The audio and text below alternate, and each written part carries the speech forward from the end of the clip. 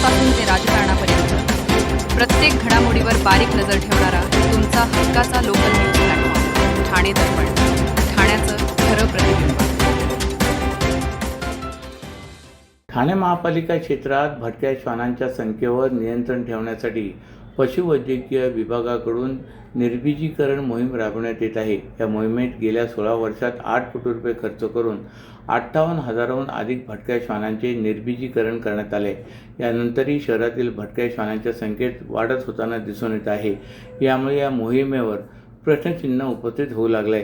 ठाणे महापालिका क्षेत्रातील भटक्या श्वानांच्या संख्येवर नियंत्रण राहावे यासाठी गेल्या 20 वर्षापासून पालिका पशुवैद्यकीय विभागाकडून निर्बीजीकरण मोहीम राबवण्यात येते. करोना संसर्गानंतर ही मोहीम ठप्प झाली असून आता पुन्हा ही मोहीम शहरात राबवण्यात येणार आहे. परंतु नुकत्याच झालेल्या सर्वसाधारण सभेत नगरसेवकांनी अनेक प्रश्न उपस्थित केल्याने ही मोहीमच वादात सापडले. ठाणे महापालिका क्षेत्रात 2004 ते 2019 या कालावधीत 8 कोटी रुपये खर्च करून 58,537 भटक्या श्वानांचे निर्बीजीकरण करण्यात आले. यानंतरही शहरातील भटक्या श्वानांच्या संख्येत वाढत झाल्याने या मोहिमेवर प्रश्नचिन्ह उभं राहिले.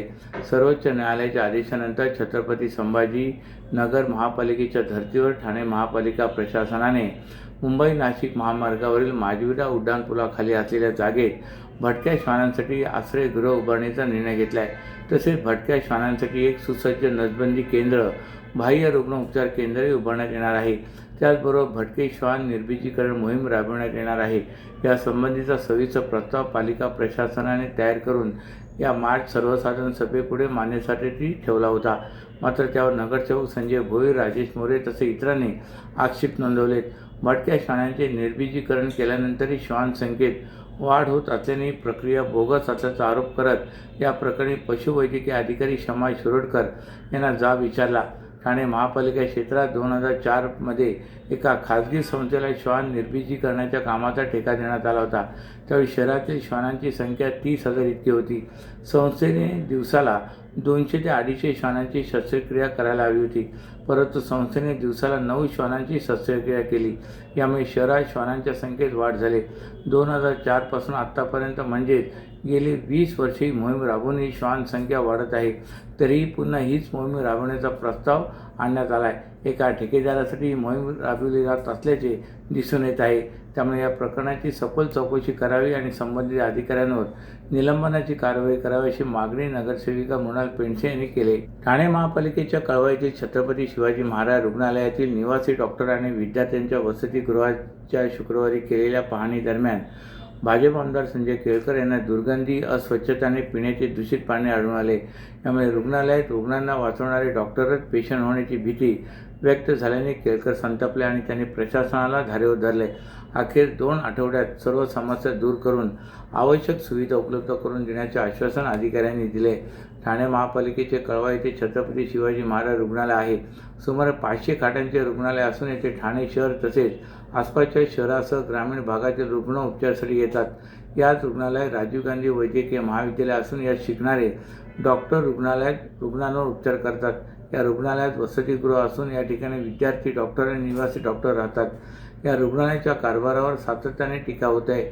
असे असतानाच काल वसतिगृहाच्या पाहणी दरम्यान सर्वत्र अस्वच्छता, दूषित पाणी, पिण्याचे पाणी आणि दुर्गंधी आल्याने भाजप आमदार केळकर यांनी संताप व्यक्त केला आहे. रुग्णालयातील निवासी डॉक्टर आणि वैद्यकीय महाविद्यालयातील विद्यार्थ्यांनी केलेल्या तक्रारीनंतर आमदार केळकर यांनी वसतिगृहाची काल पाहणी केली. पाहणी दरम्यान वसतिगृहात सर्वत्र अस्वच्छता, दूषित पिण्याचे पाणी आणि दुर्गंधी आढळून आली. या परिस्थितीमुळे निवासी डॉक्टर आजारी पडण्याची भीती व्यक्त करण्यात आली. तसेच झोपण्यासाठी पुरेशा खाटांची कमतरता असल्याचे निदर्शनास आले. यापूर्वी अनेक वेळा निवेदने देऊनही समस्या कायम असल्याची तक्रार निवासी डॉक्टरांनी केली. या संदर्भात केळकर यांनी रुग्णालयाच्या अधिष्ठाता डॉक्टर स्वप्नाली कदम यांची भेट घेऊन सविस्तर चर्चा केली. त्यानंतर 2 आठवड्यात वसतिगृहातील सर्व समस्या सोडवून आवश्यक सुविधा उपलब्ध करून देण्याचे प्रशासनाने मान्य केले. संजय गांधी राष्ट्रीय उद्यानातील येऊर जंगलाच्या बाहेरील भागात एका माकडाला बाण मारून त्याला जखमी केल्याचा धक्कादायक प्रकार उघडकीस आला आहे. स्टीलचे बाण असल्याने ते धनुर्विद्या शिकणाऱ्या तिरंदाजाने चालविला असल्याचा संशय व्यक्त केला जातोय. त्यामुळे या संशयित वनक्षेत्रात किंवा त्याच्या आसपास कार्यरत असलेल्या बेकायदेशीर प्रकाराविषयी पर्यावरणप्रेमीकडून चिंता व्यक्त केली जाते. प्राणीप्रेमींसाठी कार्यरत असलेल्या रॉय या संस्थेला येऊर जंगलालगतच्या एका परिसरात बाण लागलेले जखमी माकड आढळून आले. त्यांनी तात्काळ या जखमी माकडाला पकडून त्याचे प्राण वाचवले. तसेच त्याच्या शरीरात आरपार शिरेला बाण काढण्यात आला आणि हा बाण स्टीलचा असून धनुर्विद्या शिकणाऱ्याने तो चालवल्याचा संशय पर्यावरणप्रेमीकडून व्यक्त केला जातोय. परंतु या घटनेनंतर येऊर आणि त्या परिसराच्या आसपास सुरू असलेल्या बेकायदा आस्थापनांचा प्रश्न देखील निर्माण झाला आहे. येऊरमध्ये अनेक बेकायदेशीरपणे चालणाऱ्या स्टड फार्म आणि टर्फ कथितरित्या घोडेस्वारी, तिरंदाजी यासारख्या साहसी खेळांचे प्रशिक्षण देतात. तसे येथे स्पर्धा आयोजित करण्यात येते. माकडाच्या प्रकृतीविषयी रॉय या संस्थेचे पवन शर्मा यांना विचारले असता त्यांनी सांगितले की माकडाची प्रकृती अद्याप स्थिर नाही, त्याला देखरेखीखाली ठेवण्यात आले आहे. येऊर परिक्षेत्रातील गतिविधीवर कारवाई संयुक्त वन व्यवस्थापन समितीचे कार्यकारी सदस्य रोहित जोशी यांनी माकड जखमी झाल्याने या घटनेबद्दल तीव्र चिंता व्यक्त केली. सर्व नागरिकांना आवाहन करण्यात येत आहे की सध्या डासांमार्फत पसरणाऱ्या डेंग्यू या आजाराचा प्रसार रोखण्यासाठी प्रत्येकाने पुढील प्रमाणे कार्यवाही करावी. डेंग्यू आजार एडिस इजिप्ती हा डास चावल्याने होतो. या डासांची पैदास साचलेल्या किंवा साचवलेल्या स्वच्छ पाण्यामध्ये होते. 8 दिवसांपेक्षा जास्त दिवस पाणी उघडे व साचून राहिल्यास त्यात डास अंडी घालतात. अंड्यांच्या अळ्या तयार होऊन पुढे डास तयार होतात. यासाठी आपल्या घरातील पाणीसाठे उदाहरणार्थ बॅरल्स, पिंपे, टाक्या, हौद, रांजणे इत्यादी दर आठवड्याला रिकामे करून घासून पुसून कोरडे करून पुन्हा भरावे. 1 दिवस कोरडा दिवस म्हणून पाळावा. पाणी साठ्यांना घट्ट झाकणे बसवावीत किंवा जुनी साडी, चादर, धोतर यांनी बांधून झाकून ठेवावीत, म्हणजे डास त्यात जाऊन अंडी घालणार नाहीत. घराच्या गच्चीवर, आजूबाजूला, अंगणात कोठेही पाणी साचू देऊ नये. भंगार सामान उघड्यावर टाकू नये. उदाहरणार्थ टायर्स, प्लास्टिक सामान, कुंड्या, टाकाऊ वस्तू इत्यादी. अशा सामानात पावसाचे पाणी साठून त्यात डेंग्यूच्या डासांची पैदास होते. घरातील कूलर्स, फ्रीजच्या पाठीमागील ट्रे हे देखील वेळोवेळी कोरडे करावेत. लक्षात ठेवा, नुसत्या फवारणीने डास घनता कमी होत नाही, तर त्यासाठी डास पैदास ठिकाणे नष्ट करणे ही आपल्या सर्वांची जबाबदारी आहे. कोणताही ताप अंगावर न काढता जवळच्या शासकीय रुग्णालयात मोफत औषधोपचार घ्या. अशा प्रकारे नागरिकांनी सहकार्य केल्यास डेंग्यूचा प्रसार रोखणे सहज शक्य आहे. भिवंडी तालुक्यातील केवणे रेती बंदर परिसरात सुरू असलेल्या अनधिकृत रेती उत्खननाविरोधात ठाणे महसूल प्रशासनाने काल मोठी धडक कारवाई करत रेती माफियांना जबर आर्थिक फटका दिला आहे. या कारवाईत रेती उपसण्यासाठी वापरली जाणारी मशिनरी, सेक्शन पंप आणि बार्जसह सुमारे 80 ते 90 लाख रुपयांचा मुद्देमाल जाळून व पाण्यात बुडून नष्ट करण्यात आला आहे. विशेष म्हणजे ज्या ठिकाणी रेतीचा साठा करण्यात आला होता ती जमीन सर्वे क्रमांक 181/ब असून 7/12 नोंदीनुसार ती जमीन राखीव वनक्षेत्र म्हणून नोंदवली असल्याचे समोर आले. ठाणे जिल्ह्याचे जिल्हाधिकारी डॉक्टर श्रीकृष्ण पांचाळ, अपर जिल्हाधिकारी हरिचंद्र पाटील आणि प्रांत अधिकारी अमित सानप यांच्या मार्गदर्शनाखाली तहसीलदार अभिजित खोले यांनी कारवाई केली. केवणी खाडी परिसरात मोठ्या प्रमाणावर अनधिकृत रेती उपसा सुरू असल्याची माहिती प्रशासनाला मिळाली होती. त्यानंतर महसूल विभागाने तातडीने पथक तयार करून संबंधित ठिकाणी धाड टाकली.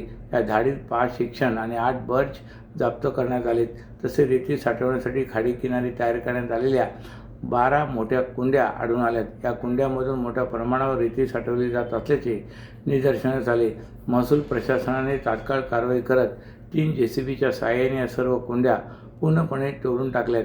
विशेष म्हणजे ज्या ठिकाणी रेतीचा साठा करण्यात आला होता ती जमीन सर्वे क्रमांक 181/ब असून 7/12 नोंदीनुसार ती जमीन राखीव वनक्षेत्र म्हणून नोंदवली असल्याचे समोर आले आहे. त्यामुळे या प्रकरणात आता वन विभाग आणि कांदळवन संधारण घटक यांच्याकडून पुढील कठोर कारवाई होण्याची शक्यता आहे. ठाणे मुलुंड दरम्यान वाढत्या प्रवासी संख्येच्या पार्श्वभूमीवर नवीन स्थानक उभारण्याचा निर्णय मध्य रेल्वेकडून घेण्यात आला आहे. या स्थानकासाठी येणारा संपूर्ण खर्च रेल्वे करणार असून या नव्या स्थानकामुळे ठाणे रेल्वे स्थानकावरील ताण कमी होऊन प्रवाशांना मोठा दिलासा मिळणार आहे. नवीन ठाणे स्थानकासाठी 250 कोटींच्या वर खर्च येणार होता. स्मार्ट सिटी बरोबर जो करार झाला होता त्यामध्ये सदरचा खर्च ठाणे महानगरपालिका आणि काम रेल्वे करणार असे ठरले होते, परंतु या कामाच्या मंजुरीला विलंब लागल्याने हा खर्च वाढला होता. यासाठी रेल्वे सातत्याने खर्चाची मागणी करत होते. यावर खासदार श्रीकांत शिंदे, नरेश म्हस्के यांनी रेल्वे मंत्र्यांना भेटून सदरचा खर्च रेल्वेने करावा याबाबत पाठपुरावा केला. कोविडनंतर ठाणे महापालिकेची आर्थिक स्थिती बिकट झाल्याने हा खर्च रेल्वेने करावा अशी सातत्याची मागणी रेल्वे मंत्री अश्विनी वैष्णव यांच्याकडे केली. याबाबत उपमुख्यमंत्री एकनाथ शिंदे यांनी देखील रेल्वे मंत्र्यांशी चर्चा केली. रेल्वे मंत्री अश्विनी वैष्णव यांनी या संदर्भात अनेक बैठका दिल्लीमध्ये घेतल्या. तसेच खासदार श्रीकांत शिंदे व नरेश म्हस्के यांनी देखील वारंवार संसदेची मागणी केली. यानंतर रेल्वे मंत्री अश्विनी वैष्णव यांनी हा खर्च रेल्वेने करेल असे मान्य केले. याबाबत त्यांनी उपमुख्यमंत्री एकनाथ शिंदे यांना बोलून देखील ही बाब सांगितली व तसा प्रस्ताव रेल्वे बोर्डाकडे मंजुरीसाठी सादर केला असल्याचे सांगितले.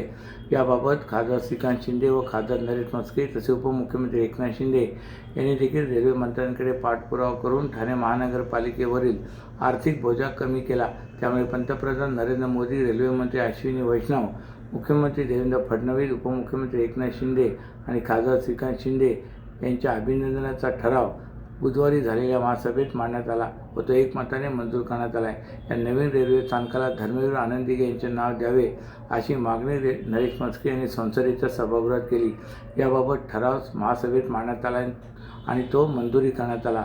आनंद दिघे यांनी ठाणे शहराच्या सामाजिक, राजकीय आणि विकासात्मक क्षेत्रात केलेले योगदान लक्षात घेता त्यांच्या नावाने स्थानकाचे नामकरण करणे ही ठाणेकरांसाठी अभिमानाची बाब असल्याचे मत यावेळी व्यक्त करण्यात आले. अशाच नव्या आणि ताज्या बातम्यांसाठी ठाणे दर्पणच्या पेजला लाईक करा आणि फॉलो करायला विसरू नका.